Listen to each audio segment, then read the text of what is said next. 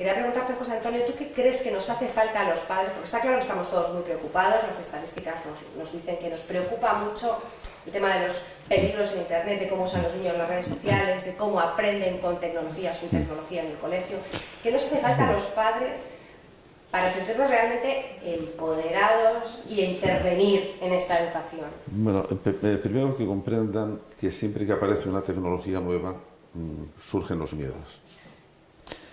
Fijaos, parece ahora imposible, una persona tan sabia como Sócrates, en la Grecia clásica, desconfiaba del libro y le parecía que el libro era peligroso porque si se tenían los conocimientos en un libro ya no se iba a aprender. Entonces decía, no, hay que aprender de viva voz, el libro es peligroso. Bueno, ahora no podemos vivir sin libros porque han sido los grandes transmisores de la información. Ahora tenemos otro medio de información muy importante, que son las nuevas tecnologías. Y yo quiero hacer un regalo a Orange. Una palabra nueva, de manera que, como no está registrada, la podéis registrar, que es lo que debemos hacer es sustituir el acrónimo TIC, Tecnología de la Información y de la Comunicación, por el acrónimo TICA, que es mucho más actual. ¿Y qué es esa A? Bueno, esa es la A de aprendizaje. De manera que lo que vamos son a tecnologías de la información, de la comunicación y del aprendizaje. ¿Y eso por qué? Porque en lo que hemos entrado es en la sociedad del aprendizaje, en que vamos a tener que estar aprendiendo continuamente a lo largo de la vida y a mucha velocidad.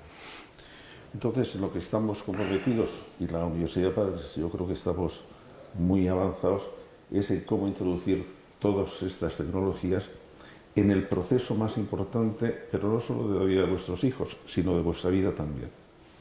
¿Cómo lo utilizamos para aprender? Es decir, ¿cómo lo utilizamos para ampliar nuestra capacidad de tomar decisiones? Habréis visto, y eso yo creo que es muy innovador en educación, que toda la parte de la adolescencia ya no está en a ver cómo aprenden inglés o en a ver cómo aprenden o cómo aprenden en matemáticas, sino a ver cómo aprenden a tomar decisiones.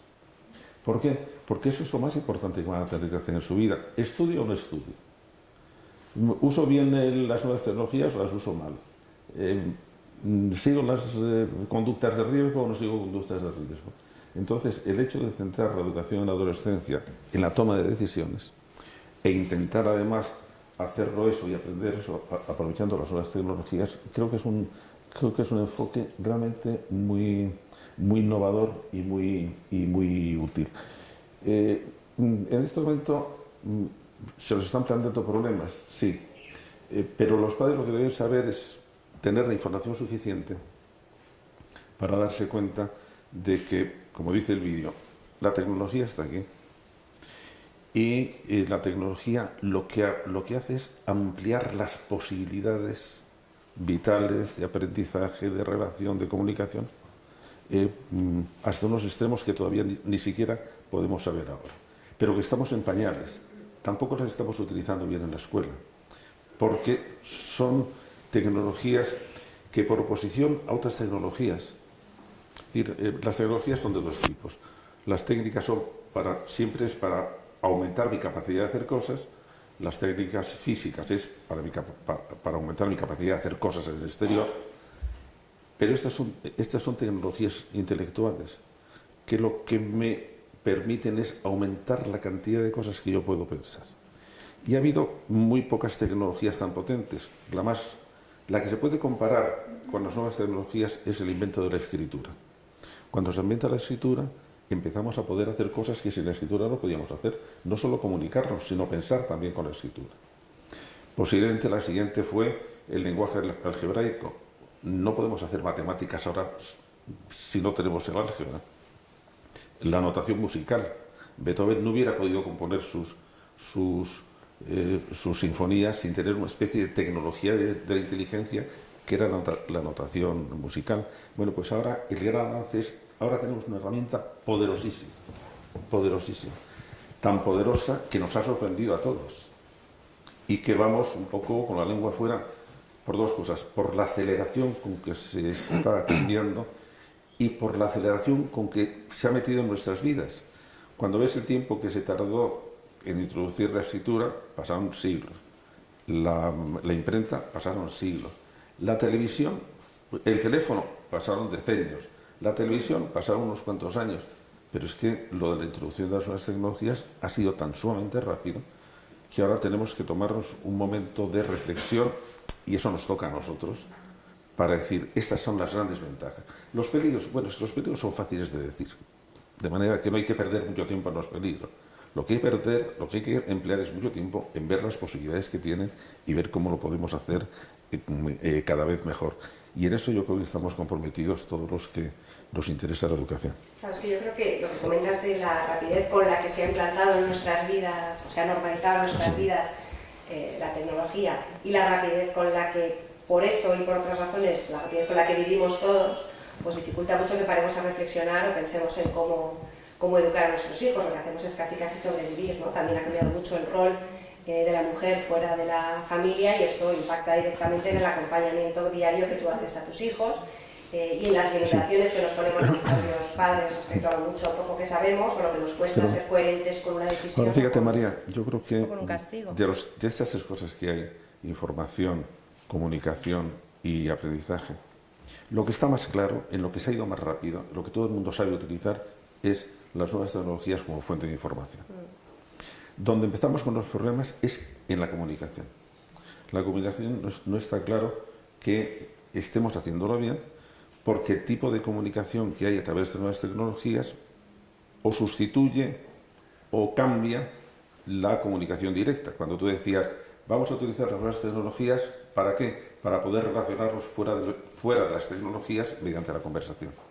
Y estaba muy bien visto, pero era un poco la situación paradójica que nos plantean las nuevas tecnologías, que están fomentando un tipo de comunicación sobre el que empezamos a tener ciertos problemas. Es decir, la comunicación a través de nuevas tecnologías es una conversación en primer lugar fría, a partir de aunque sea con todos los emoticones que quieras, y además que no tiene reglas de cortesía. De manera que yo cuando me canso doy a un botón y me voy, cosa que no se puede hacer. Y estamos viendo, por ejemplo, que empezamos a tener dificultad en niños que han nacido ya en entornos tecnológicamente densos, que pueden tener dificultad en comprender las expresiones emocionales de otra persona. De manera que eso lo tenemos que conocer, pero tenemos que conocerlo para ver cuál es el problema y para quitar los malos efectos y fomentar los buenos efectos. Pero quizá por eso la conversación es hoy más importante que nunca, ¿no? Claro, Nos claro. cuesta. Solo tienes que ver una cosa. La persona que empezó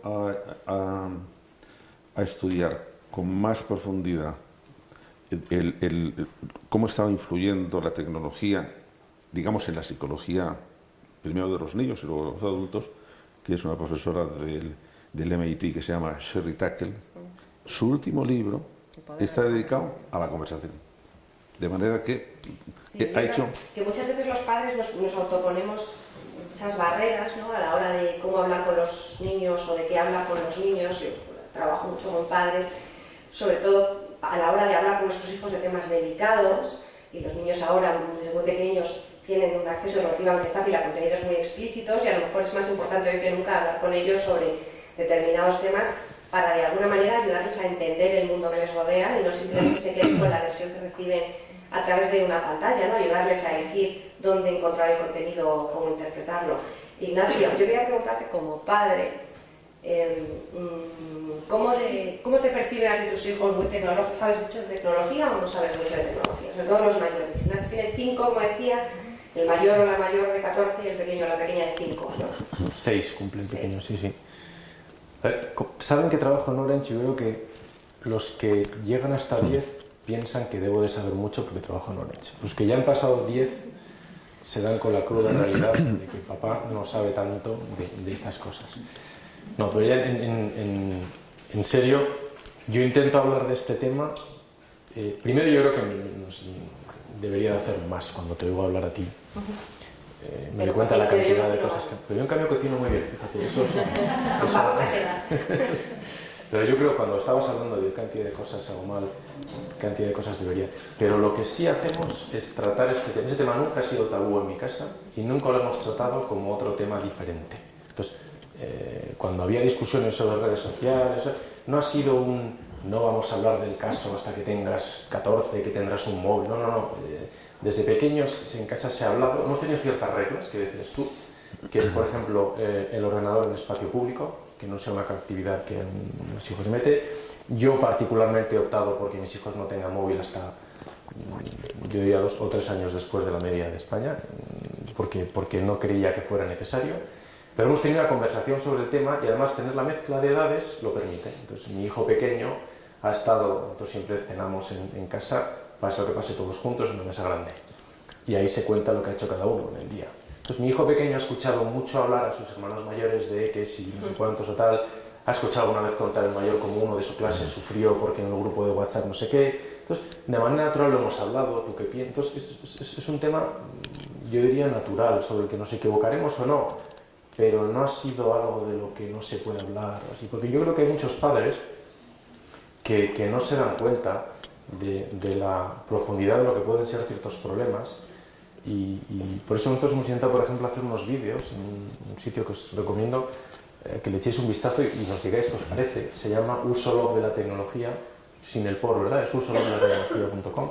Hemos puesto vídeos donde se tratan temas espinosos, por ejemplo, el bullying, el ciberbullying, o los menores y el acceso a contenidos pornográficos en la web, o por ejemplo lo que supone ver las fotos, o los padres que ponen muchas fotos de chicos en redes sociales, tratados desde un ángulo que como padre te hacen wow, te hacen pensar, oye, y motivar una conversación detrás. Entonces, en casa, hablar de estos temas, en familia, como cualquier otra cosa, y ir experimentando, a mí creo que por ahora, no voy a decir me funciona, pero creo que por ahora ha hecho que hablemos y que veamos y aprendamos juntos, ¿no?